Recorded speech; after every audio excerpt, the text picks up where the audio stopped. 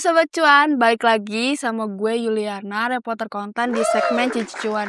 Udah beberapa video nih gue absen karena lagi sakit, dan di video ini gue balik lagi dengan isu yang lagi rame, bukan MSCI tapi soal IPO. Siapa sih yang gak tahu Raffi Ahmad, seorang artis public figure yang bisa dibilang paling sibuk di Indonesia sekarang ini. Si Raffi Ahmad sama istrinya Nagita Slavina punya bisnis, gurita bisnis namanya Rans Entertainment. Si Rans Entertainment ini mau melantai ke Bursa Efek Indonesia dengan skema penawaran umum saham perdana atau initial public offering. Kira-kira ini Rans Entertainment ini perusahaan apa? Berapa yang ditawarin? Dan kira-kira duitnya buat apa? Apakah menarik nih IPO untuk diikuti? Nah, kita bahas di video ini, kita bedah sama-sama. Perusahaan yang bakal gunain kode RANS atau Rans ini tuh mungkin sebagian banyak dari kalian atau termasuk gue awalnya kenal Rans ini karena dari channel YouTube-nya si Raffi Ahmad sama Nagita Slavina. Tapi ternyata PT Rans Entertainment itu nggak cuma sekedar channel YouTube. Dia itu udah kayak konglomerasi lah, udah punya beberapa bisnis gitu. Mulai dari produksi konten, pengelolaan IP, event-event, tempat hiburan, terus dia juga punya periklanan. Ya bisa dibilang lah PT Rans Entertainment ini yang mau IP itu sebuah perusahaan holding. Jadi nggak cuma sekedar dari YouTube, punya beberapa anak-anak atau entitas-entitas bisnis gitu. Jadi kalau bisa dibilang, kalau kalian nih misalkan Sobat Cuan mau beli saham Rans, berarti bukan cuma miliki atau punya si channel YouTube-nya Rans aja, tapi si holding semua bisnis si Rans Entertainment itu. Kan kalau kantor pusat sendiri ada di Tangerang ya, di kawasan BC. Nah itu mereka tuh punya banyak entitas usaha. Nah, menurut gue ada yang menarik dari IPO Rans ini. Kenapa? Kalau kita lihat dari prospektusnya, ini prospektus ringkas yang gue baca, di belakang Rans Entertainment ini ternyata ada nama-nama investor yang cukup terkenal nih di dunia investasi atau pasar modal ya. Atau bahkan yang sosok-sosok yang punya pengaruh atau posisi strategis di pemerintahan. Kalau dilihat dari struktur prospektusnya ini, Raffi Ahmad tetap jadi pemegang saham paling besar atau pengendali utama dari Rans Entertainment ini. Tapi di belakang itu kalau kita lihat ada nama Doni Oskaria, Kepala BP BUMN, dan dia tuh juga salah satu COO dari BPI Danantara, SWF-nya Indonesia lah, dan yang ngelola dari BUMN ini.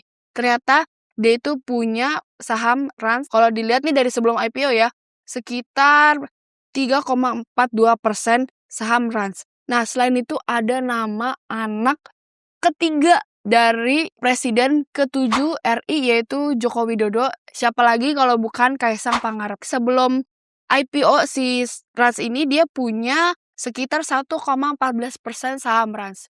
Selain dua tokoh itu yang mungkin kalian akrab lah kalau udah ngikutin isu berita ekonomi, ada satu nama, ya ini bos media, bosnya MTEK lah, bosnya SCTV, yaitu Susanto Hartono. Nah, Susanto Hartono ini tercatat memiliki sekitar 1,43% saham Rans. Nggak ketinggalan istrinya Nagita Slavina juga pasti punya sahamnya Rans sekitar 1,24%. Tapi jangan terbuai sama nama-nama itu. Karena kalau sebagai investor ya, apalagi saham IPO, yang dilihat adalah gimana sih fundamentalnya, kinerjanya, prospeknya, gimana sih pertumbuhan kinerjanya nih sebelum IPO sampai nanti dana usahanya mau diapain sih. Jadi si Rans ini menawarkan sekitar atau paling banyak nih 2,52 miliar saham baru. Itu tuh setara sama 20% dari modal ditempatkan dan disetor penuh pasca IPO. Nah, dari harga penawaran awal atau book building, si Rans ini masang di harga 130 per saham sampai 170 per saham. Kalau kita pakai harga paling besar nih, misalkan nanti listing IPO dia pakai 170, si Rans ini berpotensi ngantongi dana segar sekitar 429 miliar.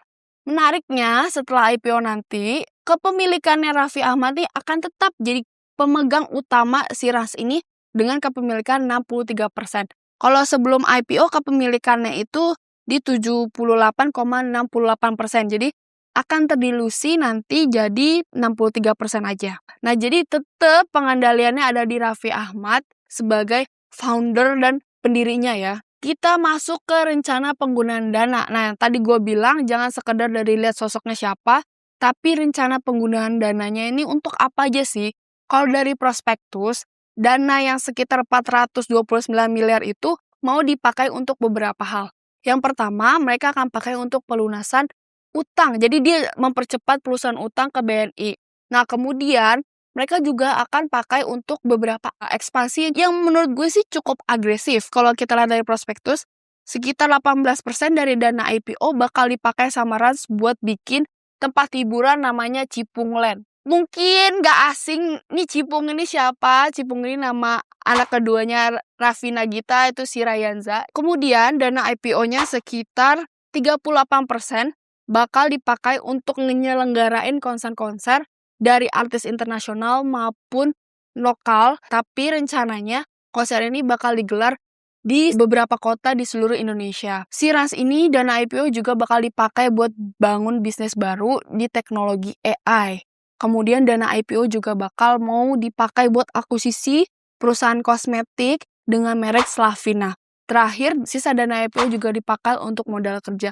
Jadi artinya kalau kita lihat dari penggunaan dananya terlepas dari untuk pembayaran utang, si Rans ini kelihatannya cukup agresif nih mau merambah ke berbagai sektor kan. Sekarang udah benar-benar kelihatan dari IPO ini mereka mau progres jadi holding company. Nah, tapi ada yang menarik nih. Kalau kalian investor baru, sobat cuan investor baru, coba kulik-kulik prospektus. Kenapa? Kalau di prospektus itu semua itu kayak dipaparin sama manajemennya, sama si calon emiten. Mulai dari prospek, ada kinerja keuangan, terus ada rencana penggunaan, soal investor, siapa yang pegang sahamnya, termasuk resiko bisnisnya ke depan. Nah, kalau dari prospektus yang gue baca, ada salah satu resiko yang menarik dari bisnisnya Rans ini. Jadi, Rans ini dibentuk karena nama Raffi dan Nagita. Jadi itu brand asetnya tuh, aset utamanya itu ada di kedua orang itu. Kalau misalkan kedua orang itu mengalami penurunan reputasi atau misalkan ada konflik atau gimana-gimana dan mempengaruhi bisnis si Rans ini, ya secara nggak langsung prospek atau kinerjanya Rans secara perusahaan ini bisa terganggu. Ini beda sama bisnis kayak Telkom atau BBCA. Mau direksinya ganti, mau gimana, kalau misalkan ada sentimen makro ya, di luar sentimen makro, itu bisnisnya akan tetap jalan, operasional akan tetap jalan. Beda sama perusahaannya si Rans ini.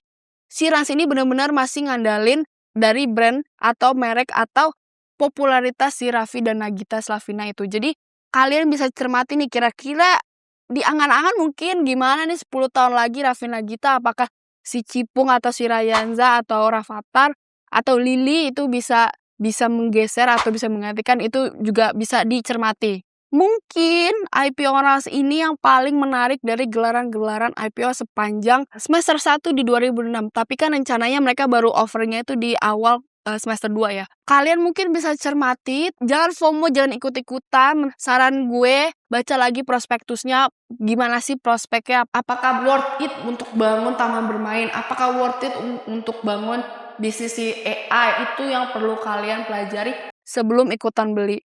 Kalau misalkan mau beli bisa di masa penawaran umum nanti, nggak usah di book building, nggak usah buru-buru, santai aja karena masih ada kesempatan di masa penawaran umum. Sobat cuan, kira-kira bakal ikut IPO-nya atau enggak? Menurut kalian menarik nggak sih IPO-nya si Rans ini? Coba komen di kolom komentar kira-kira gimana. Nah, sekian video Cici Cuan kali ini. Jangan lupa like, comment, subscribe, and share. Dadah! Keputusan bisnis terbaik datang dari data, bukan tebakan. Mudah berlangganan Business Insight dengan subscribe with Google.